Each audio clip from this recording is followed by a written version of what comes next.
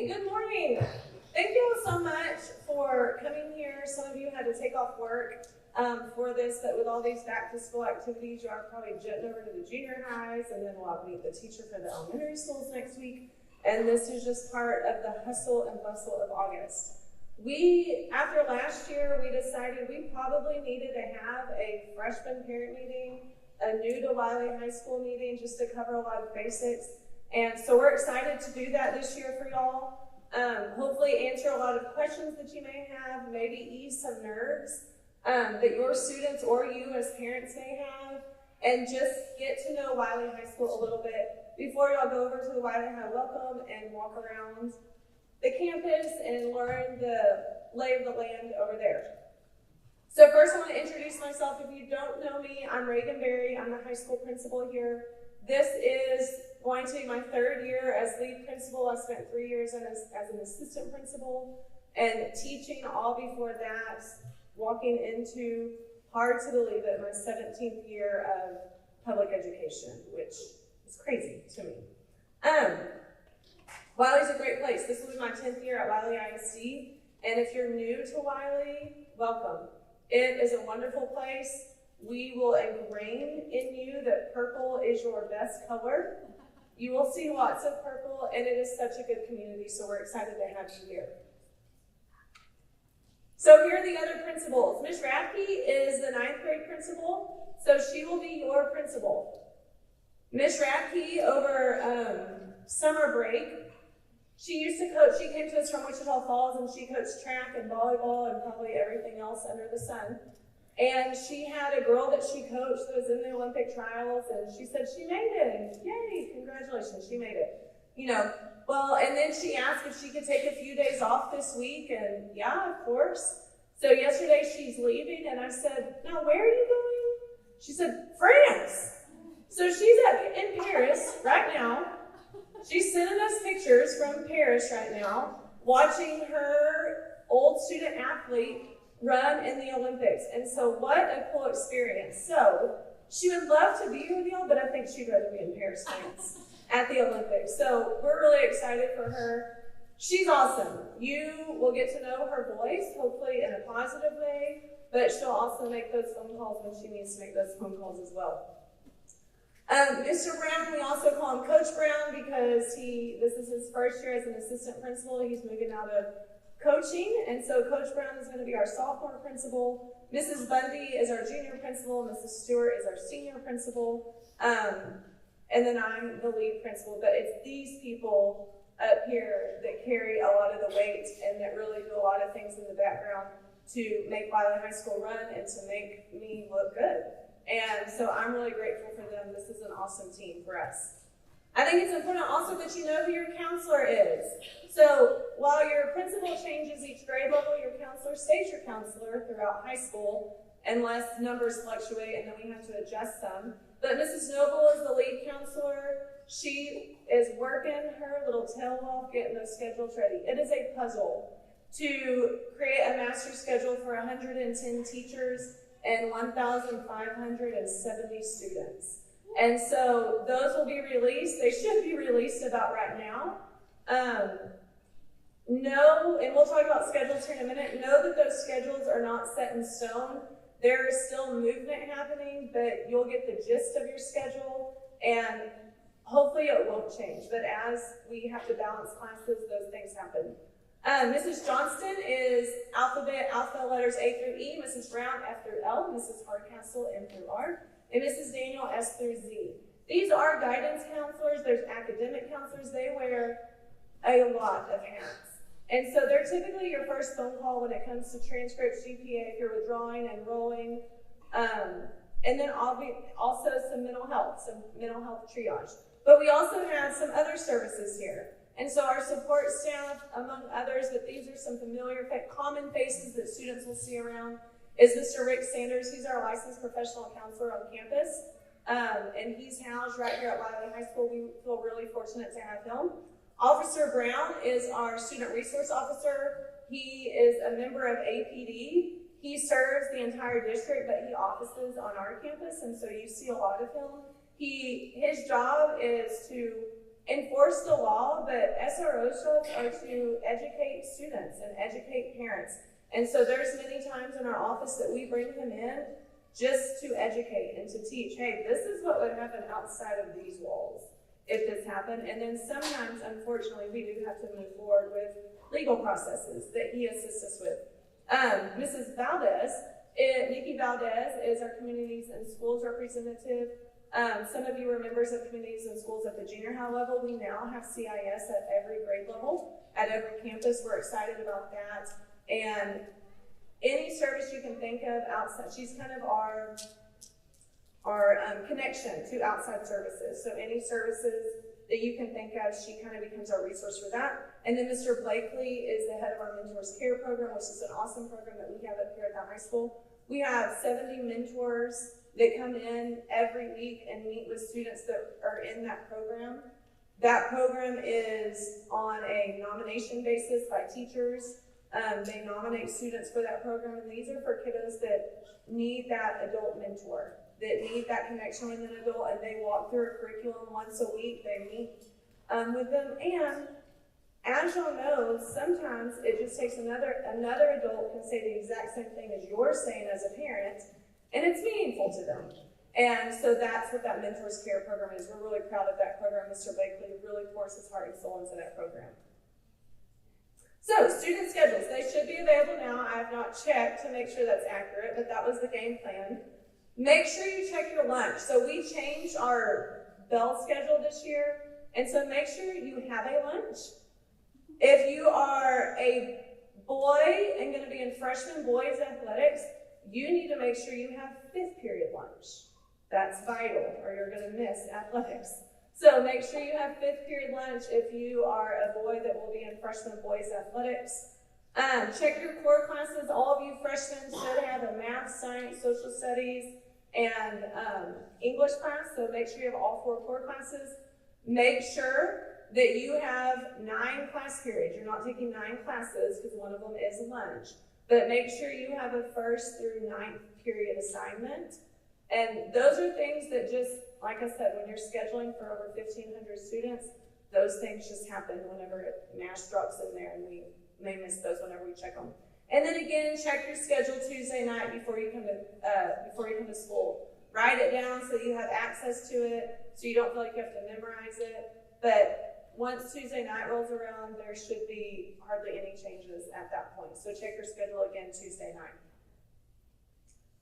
School supplies. So I sent a back to school newsletter. I linked it yesterday when I sent out, and we can resend that out also. This is just a basic start to school supplies. Honestly, we've never done this as a high school campus. We've always said, and it created great anxiety for our parents, they'll just come home and tell you on the first day of school what they need, and that doesn't happen. And then we found as teachers, students don't have what they need. So we put together a basic list after talking to teachers of these are some good staples to have. This is a good base to have. A few of the things you're going to turn into your 3rd period teacher, just like y'all did in elementary school, and that's how we provide Kleenex and tissues throughout the school year and such, and those will be dispersed amongst the teachers. If you have those, you can drop those off at your 3rd period teacher today, the ones that you're turning into your 3rd period teacher. If you don't, just bring them on the first day of school. And know that we do have a lot of specialty classes. We have a ton of CTE classes. We have some really cool art classes.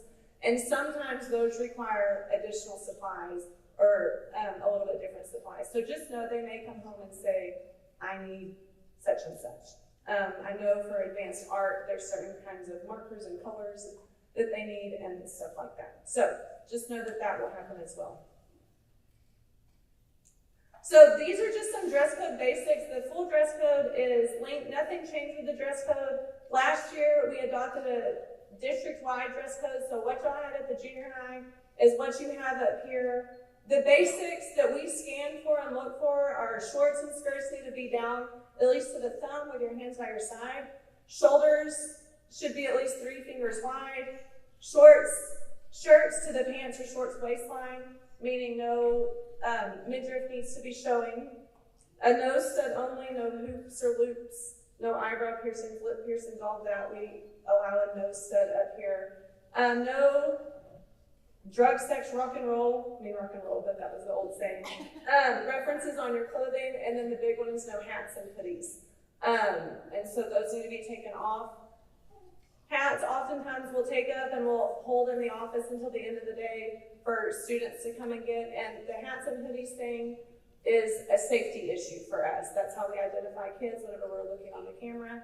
And so we're pretty big sticklers about the hats, hoodies, toboggans, all of that. But you can find the full dress code on the website or in the back to school newsletter that was sent out. All right, student IDs, just like at the junior high, you're gonna have an ID. All the freshman IDs are actually ready today. And so over at the Wylie High Welcome, you can go ahead and pick up your student ID. As you walk in the doors each morning, Mr. Baker and Mr. Lopez, who are our school operations guys, are checking for IDs, making sure you have them on. If you don't have your ID, you get sent to the front. You get turned around to the front, and you've got to get a new ID. And you either pay $5 right then, you get put on the fine list.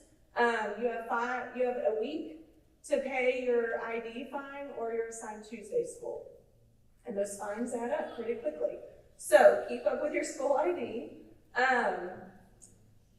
The IDs are used to scan in the cafeteria. Here in a minute, we'll talk about the student section. The IDs are used to get into the student section at the high school level. So those IDs are important, and so make sure you keep up with those and wear those every day. This is part of our safety procedures as well, district-wide. Lunch deliveries.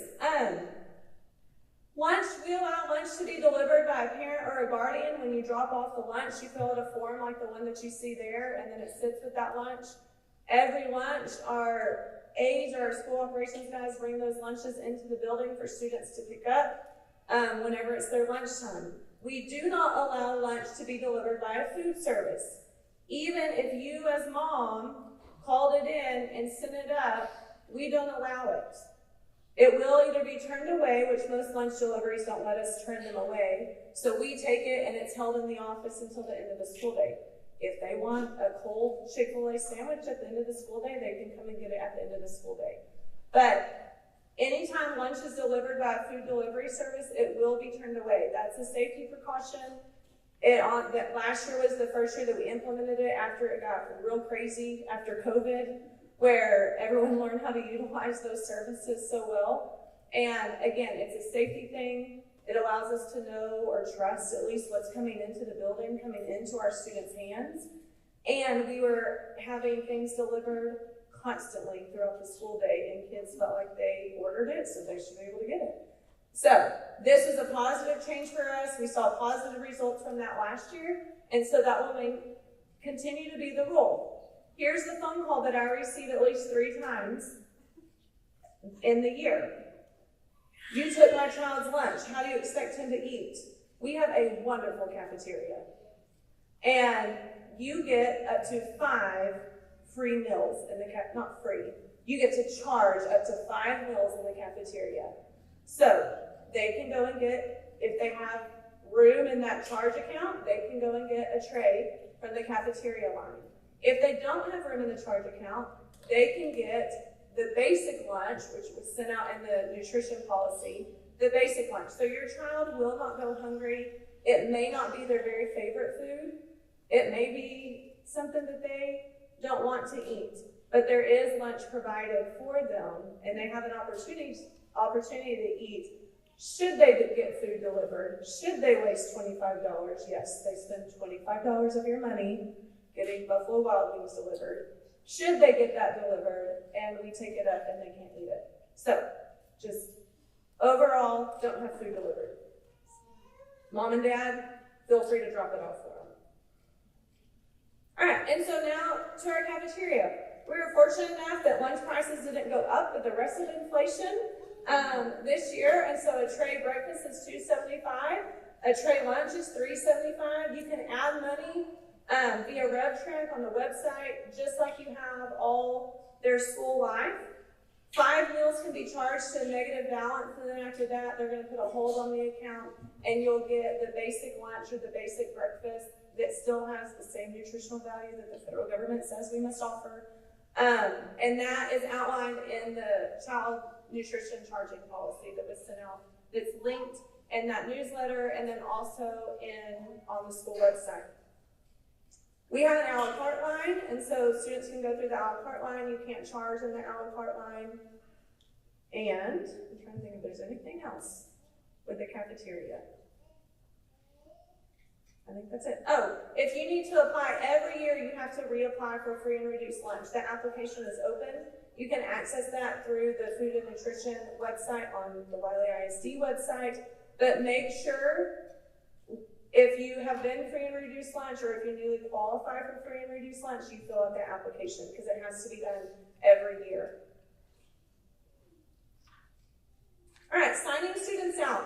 This isn't as big of a deal for freshmen because most of our freshmen don't drive, so you have to come up here anyway to get them. But non-driving students have to be signed out by a documented parent or guardian. So that means someone that's in Skyward that says, hey, we can pick up this kid.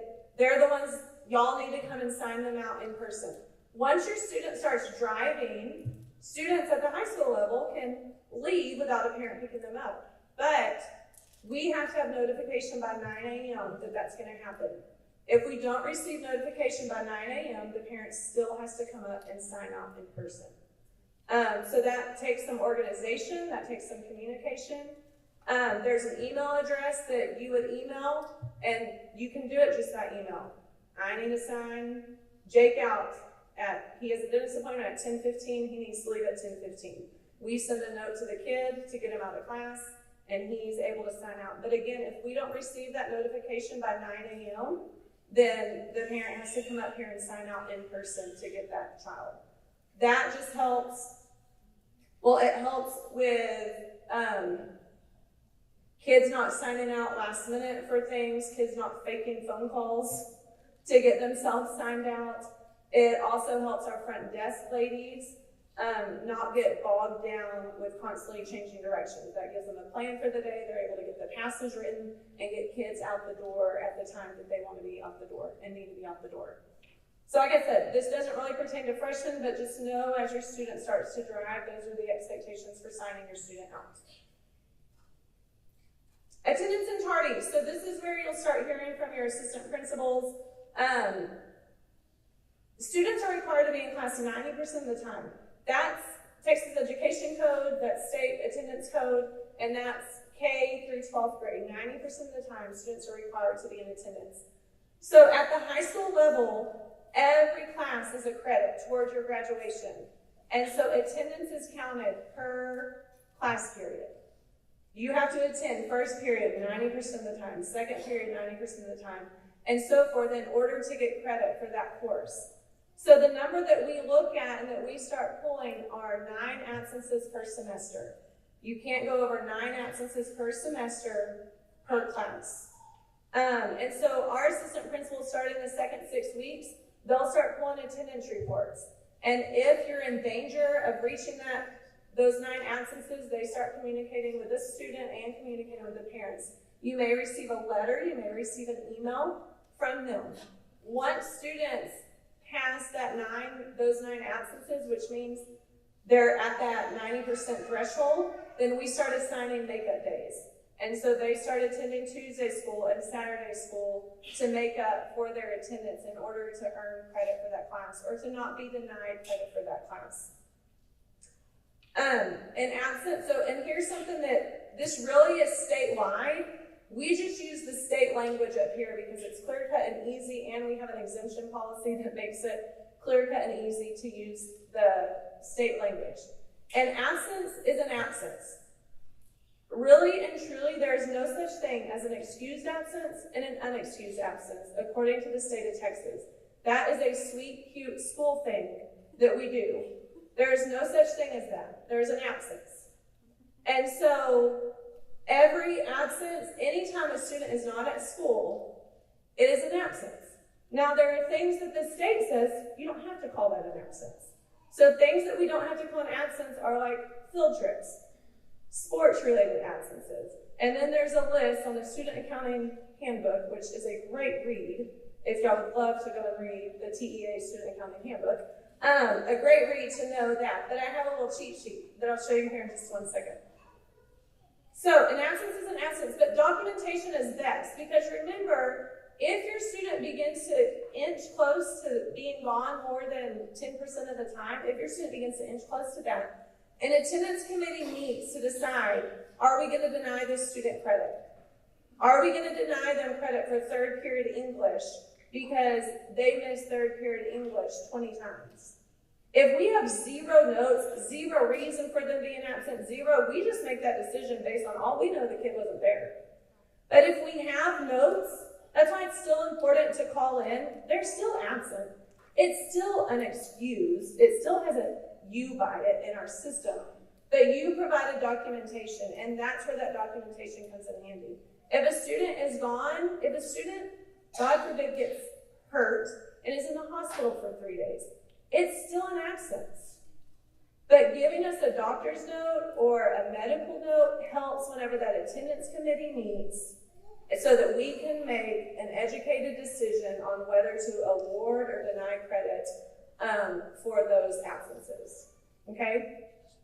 And I'll hop here and then we'll go back to tardies. So here are just some heavy hitters that we see. These are the codes that you'll see in Skyward, and this is sent out to y'all also, and I'll have it linked. These are the codes that are in Skyward, but for example, an AU is an absence without any documentation turned in. An AH means we have some documentation for that. An AF means they were at a funeral, so you called and told us they were going to be at a funeral, there's a note for a funeral. AM is an absence with a medical note, but they're not at school at all. The only way a medical absence is not an absence is if they're at school for part of the day, and then they leave and return with a doctor's note. And that's when it would turn into that ill. Sure, this is clear as mud. But this is all sent out to y'all, but I just want you to know, because that's the question we get asked the most. I turn in a doctor's note. Why does it still say absent? Because the state says they were still absent. But we love your doctor's note because it provides documentation for us to have should we get in a situation where we're deciding we're going to deny credit or not deny credit.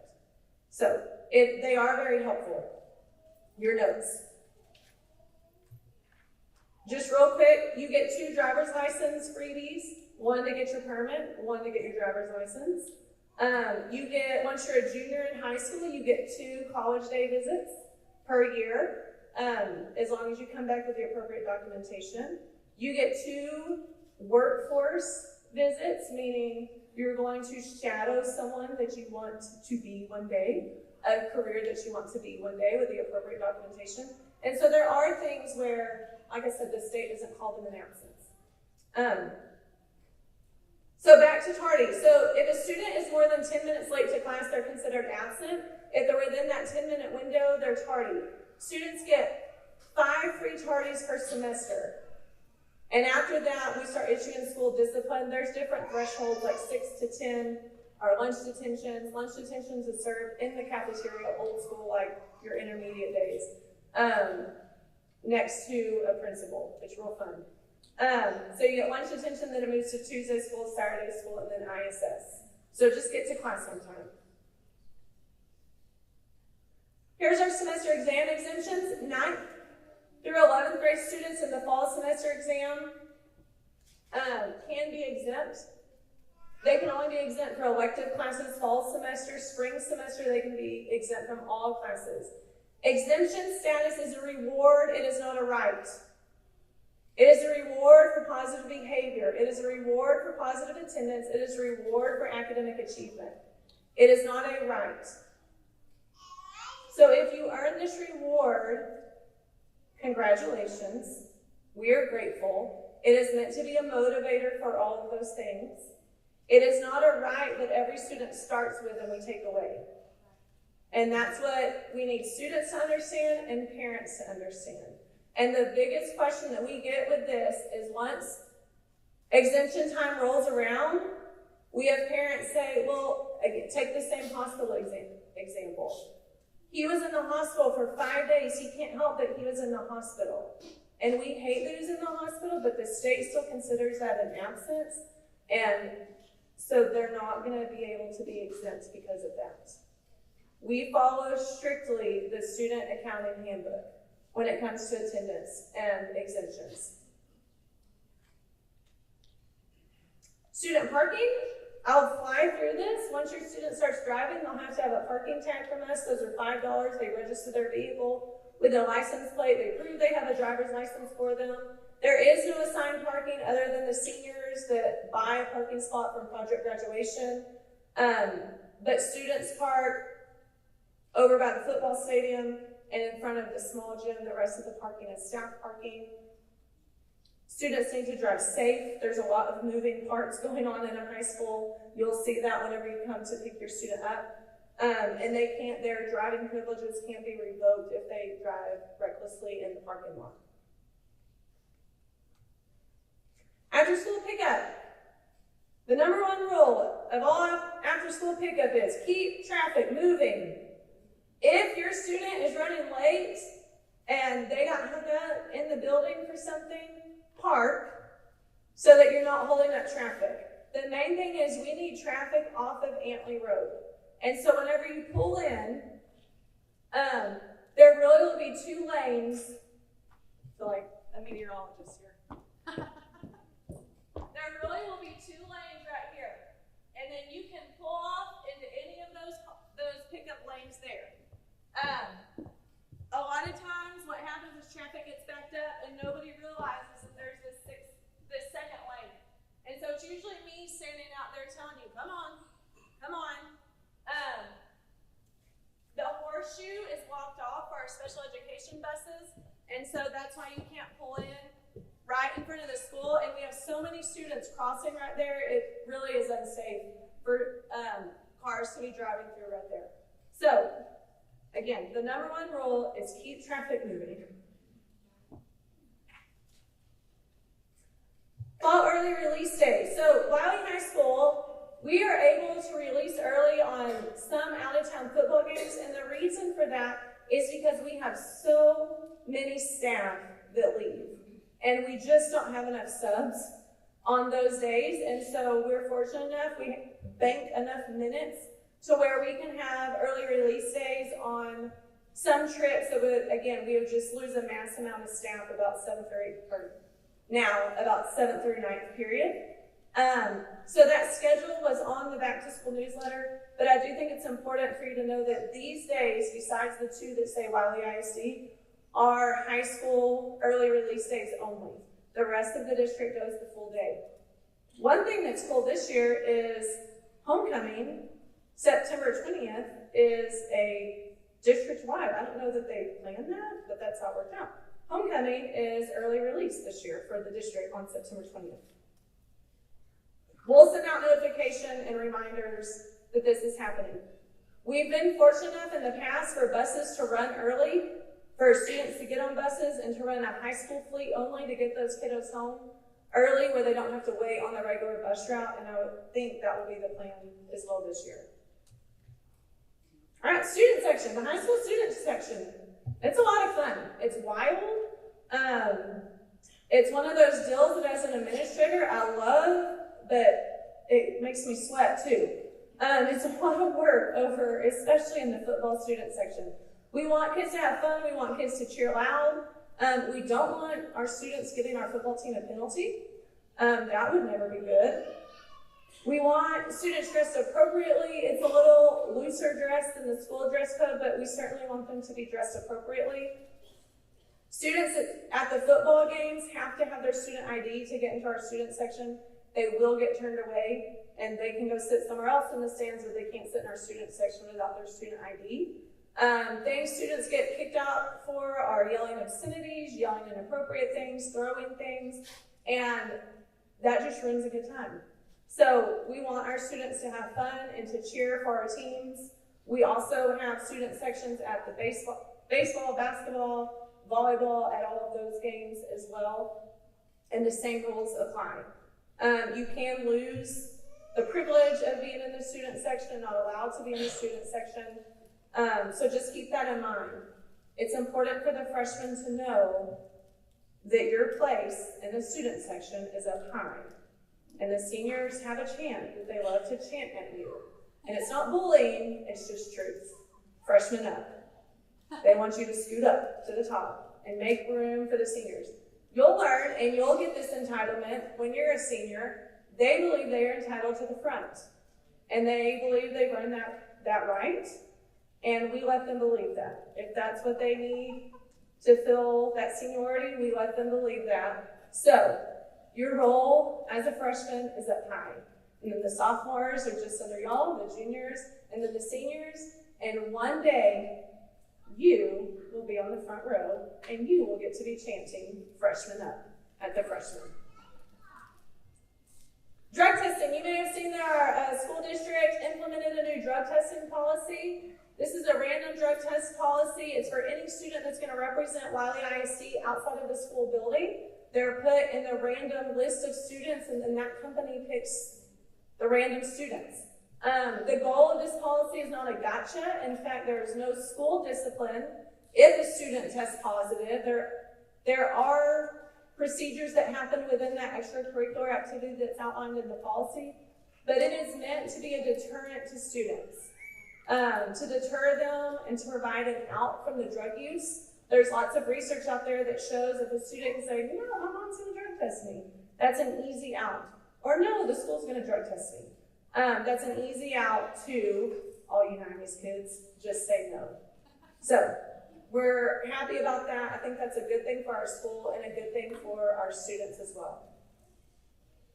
So let's get to what y'all came here for. The cell phone policy. So this is a new policy. All of you have probably heard about it or seen it. I'll outline it here in just one second, but I want to go over the driving forces behind this policy and why we decided this was the route that we wanted to go.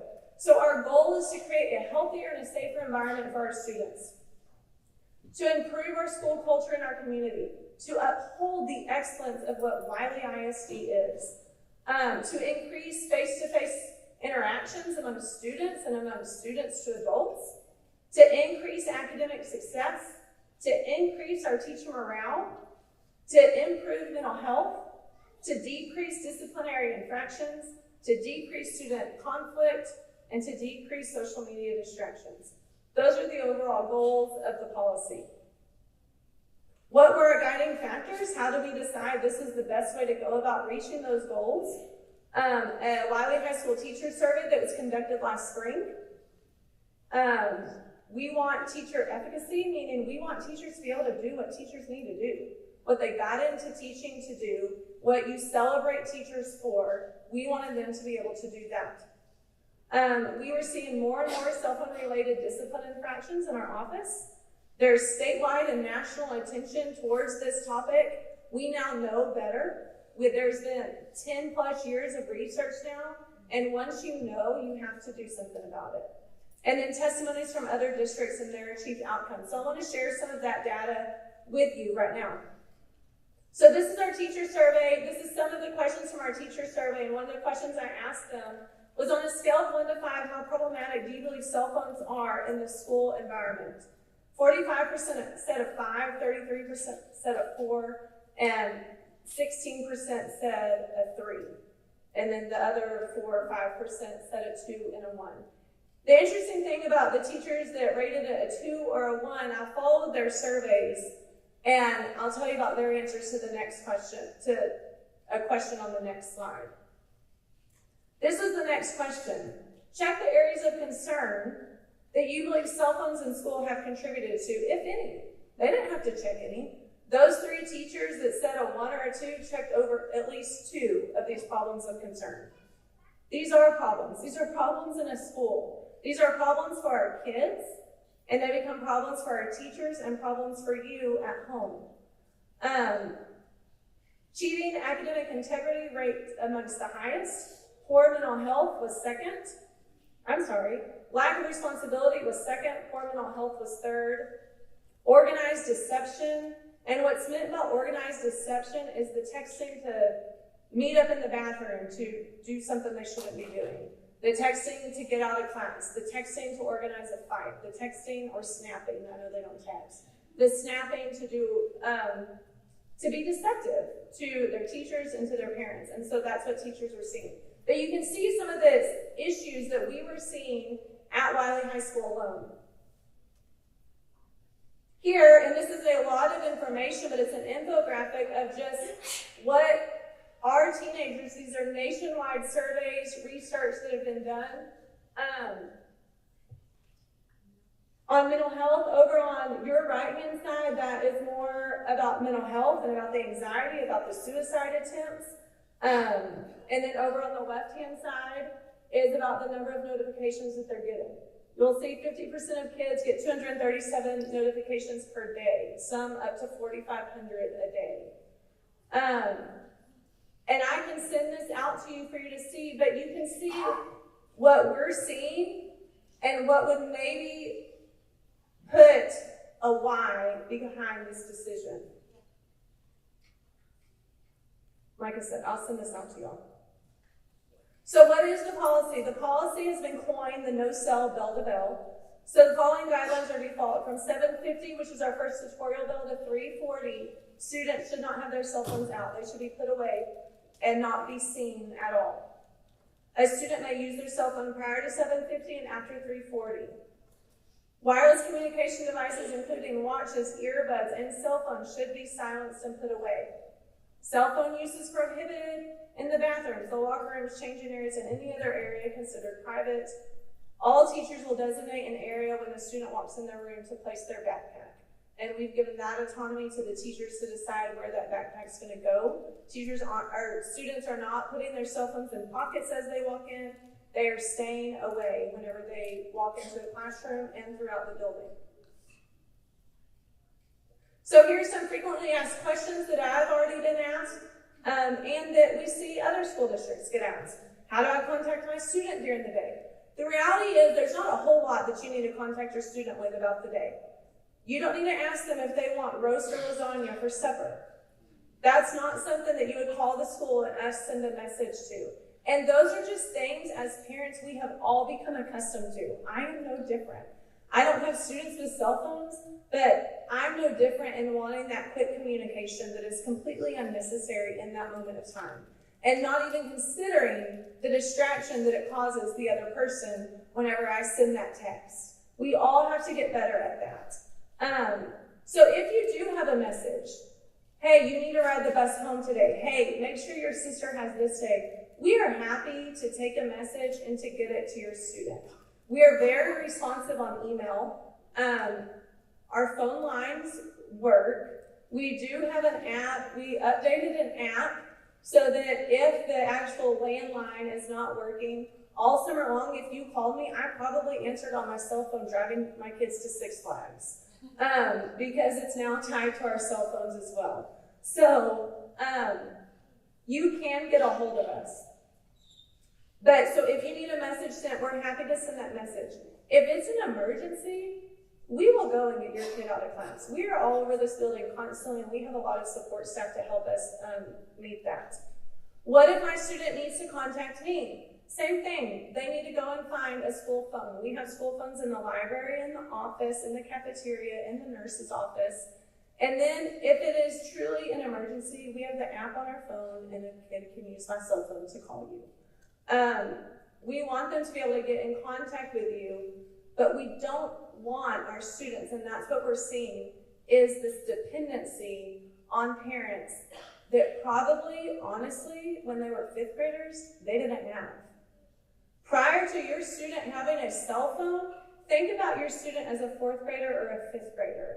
You dropped them off, they went to school all day long. If they forgot their lunch, they knew to get a tray, or their teacher advised them to get a tray. If somebody hurt their feelings, they learned how to cope with that without calling you. There is a lot of coping skills developed in those elementary years. And then, again, we're all guilty of this. When we hand them that cell phone, it's like the umbilical cord goes right back. And we love you, moms and dads. I want my kids to want and need me, but the goal is to set them free whenever they leave your home and to be self-sufficient adults. And so calling At every moment of need, there's some things that, yes, they do need you in that moment, but most things, they don't. And so there is a way to get a hold of y'all if they need to communicate with you. What if my student has a medical condition that must be monitored by a cell phone? Documentation needs to be obtained from the doctor to support the exemptions such as diabetes, seizure monitoring. I know that I have a neurological monitoring situation that we're going to work through. But we want to, if there's a medical condition, we're going to work with you through that. Don't some students benefit from social media and making connections? Maybe, but they're not real connections. They're asynchronous connections, meaning they're not in real time typically. It actually leads, research shows, to greater anxiety, loneliness, depression. Our goal is to minimize social media use and to mitigate the potential harms of social media. If we can have them escape social media for 8 hours a day, if I told you that, and I didn't say that as a principal, we're going to do this. I just said, what if we could get your kid to not be on social media for 8 hours? You would say, heck yeah, let's do that. It just happens to be that it's at school, and that's what makes people really uncomfortable. And I'm aware of that. This is going to be hard. I am not standing up here telling you, we are so excited about this. I am excited about the outcome because I know Wylie ISD is about to produce healthier, more successful, better individuals because of this, and it may take some time to see that, but I know that, and I feel so convicted about that, and will stand on that promise that we will create that here, but it is hard. It will be hard for us as teachers, it will be hard for us as principals, it will be hard for you as parents, and it will be hard for our students. But we're called to do hard things when it's the right thing, and this is the right thing. Another question that I didn't put on here is, why lunch? That's the biggest question. Why lunch? Let them have their phones during lunch. And I hear you, but the cons still outweigh the pros of letting them have their phones at lunch. And I want to share with you some feedback that I got from students whenever this rolled out. And I want you to hear, and I hope you hear, the things that we're trying to prevent are the things that they're fighting for. I had a student say, I FaceTime my mom every day during lunch. Why? I bet that speaks to your mama heart that your child wants to FaceTime you every day during lunch, but that is not setting a child up for success. They didn't used to FaceTime you every day during lunch. And so we want that student to interact with their peers, to interact with their friends. Another question I got. What about the students that don't have any friends? With their phone, they can sit and escape into social media. We don't want that. We want them present. We want them with us. We want them talking. We want them finding friends. We want to foster relationships. We want to engage in conversation. We want you to learn how to be awkward. And then walk in that and find another awkward friend and then be awkward together. That's where I was. So, the next question I got from a student was, I get so stressed during class. Social media is how I decompress. Science says different. Science says it creates anxiety. Science says it creates loneliness. Science says it creates depression. And I am not trying to fearmonger you that all of your students are in this naughty world of social media, because they're not. There are some. We deal with big bad issues up here. I promise you that. But that's not all of our students. It's not even the majority of our students. But what majority of our students do see are diet ads. What they do see are comparisons to other people. What they do see is a fake of what they want to be that they don't even realize isn't real.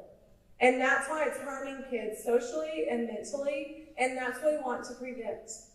You can see I'm passionate about this because I love your kids. I love Wylie ISD. It breaks my heart when a little girl comes in my office, and by little, I mean a 16-year-old, and she's crying in shame because of something that she did. It breaks my heart that that happens. And if we can help prevent that, I'm going to help prevent that. I'm going to do whatever I can to help prevent that. So I am hoping, parents, you can partner with me on this, not just with me, with our school district. I am so proud of our school board. I am so proud of our district administrators that they were willing to listen to me, that ad nauseum at several school board meetings, that they were willing to listen to me. They were willing to let me march on in this and not take the easy road out and do something hard that's best for our kids. Last question. Do we have a working PA system? Yes, we do. The east side has had it great for so long. The west side finally got their same PA system, and I can even make an announcement driving my kids to Six Flags now. So that's just super exciting to me. They'll never get rid of me. They'll hear my voice all the time at Wylie High School. So what happens if my student has their phone out? These are the offenses. The first offense is the student can pick it up at the end of the day. Every other offense, it's you, mama and daddy. It's y'all picking up the phone at the end of the school day. So, and then there's added discipline. We took away the fee, the financial fee, because why? We don't need to charge a fee. We're not trying to make money off of this thing. We're trying to improve students. So, we took away the financial fee, and y'all will have to pick up the cell phone if it gets picked up throughout the day. Another question I got asked is what about changes whenever a game gets rained out, or there's now a freshman B team game and there wasn't a freshman B team game. So I've talked to Coach Fetchy, who's our new athletic director. He's working on communication with the coaches to the parents and making sure that happens, communication to y'all. But also, we have a PA system. We'll let them know. The other things that we're doing, and I want to tell you some of the things that we're taking on is, I know when we have a lockdown drill, your students typically text you and are like, we're in a lockdown drill. I'm going to start telling you that because I don't want you worrying, what the heck, why are they in lockdown? So we'll send a text through the communication. We'll send a text that, hey, we're about to do a lockdown drill. It may just be in a couple minutes in advance because really, we're not supposed to notify that soon, but it may be in a couple minutes in advance, but I want you to know what's going on up here. We want transparency. I want y'all to trust me. I want you to believe that we want what's best for each of your kids. We're also going to have a Google Classroom for every grade level, and that's where we'll post announcements and links that are running that students can access at all times through Google Classroom. And so we know that there's a call for us to be more proactive in communication and to be more responsible in communication, and we're going to take that step as well here. Okay. I wanted to share this with y'all. So Richardson ISD, there's several independent school districts in Texas that have gone this route. But Richardson has just done a really good job of collecting data, sharing data. I was able to talk to one of their principals last spring. I talked to their superintendent a few weeks ago. Richardson's an enormous school, and I want to tell you what their crusade was. Whenever she took over as superintendent 2 years ago, she took 12 secondary campuses. So that's junior high through high school campuses, 12 of them. And they adopted a policy very similar to ours. No cell phones at lunch, no cell phones in passing period, and so forth. One campus, one junior high campus, they piloted the Yonder pouches. You've probably heard of them. They're the lockable pouches that when students walk in the door, they throw their phone in the pouch, it locks, it can't unlock until they're leaving the building. One campus, they piloted that. That's not where we're at right now. But then she surveyed teachers. And so I wanted to explain that because that's why it says non-Yonder. So these are the 11 campuses that had the same policy as us. This is the teacher responses. Over 700 teachers responded to the survey. I know it's small writing, but so I'm going to read real quick to y'all. But just know that the green is the agree and strongly agree, so that you can know what they're agreeing and strongly agreeing to. This is from teachers. I've observed less disciplinary issues regarding phones in my classroom. My students tend to be more attentive in my classroom. Generally, I support the cell phone policy. Generally, my colleagues support the cell phone policy. The enforcement of the cell phone policy is effective so far in my school. I understand how I can enforce the cell phone policy on my campus as a teacher. And she's asking about the Yonder pouches because they have a school that had them, but she asked, it is necessary to implement the Yonder system on my campus. I am able to use more time on teaching and learning in my classroom. And so that's what teachers are saying. And that's how this policy supports teachers, is those are the results from teachers. Now, I'm going to show you the student survey. Y'all know how that goes. The fact that there's, well, I say that. I'm going to pull up the student survey. Evidently, it pasted that one. Y'all give me 1 second, because I want y'all to see that. Let's see.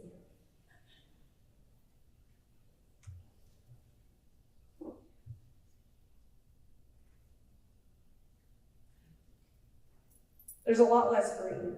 I can promise you that. There it is. But there is green, which is huge.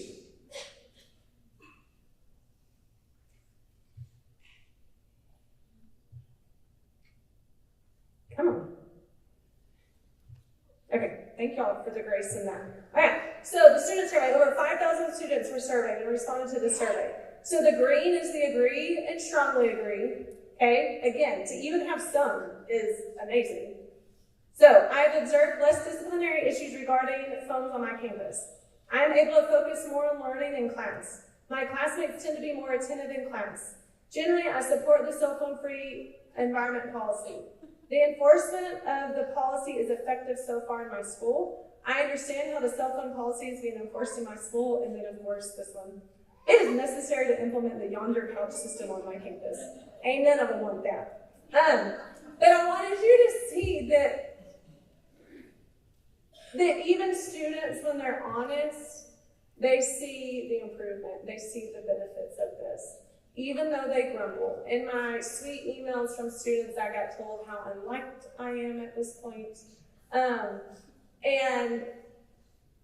how much they don't like the policy. And I simply told them, I don't think there's a student population at any of these schools that like the policy. So I am not shocked that you don't like the policy, and oftentimes we don't like doing what's best for us. I don't always like doing what's best for me, but we have to do it because that is what's best.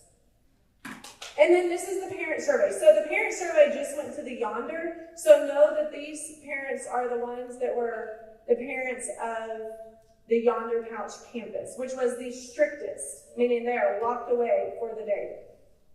The implementation of the Yonder system is smooth so far. That's just logistics.